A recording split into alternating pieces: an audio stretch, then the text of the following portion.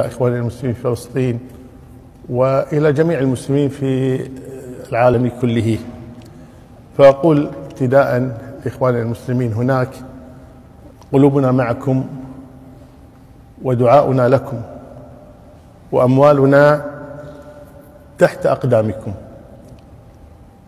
ودموعكم علينا غالية ودماؤكم أغلى. أقول لهم جميعا: إن تنصروا الله ينصركم ويثبت أقدامكم. أقول لهم جميعا: لا تخافوهم وخافوا الله تبارك وتعالى، كما قال الله تبارك وتعالى: فلا تخافوهم وخافون.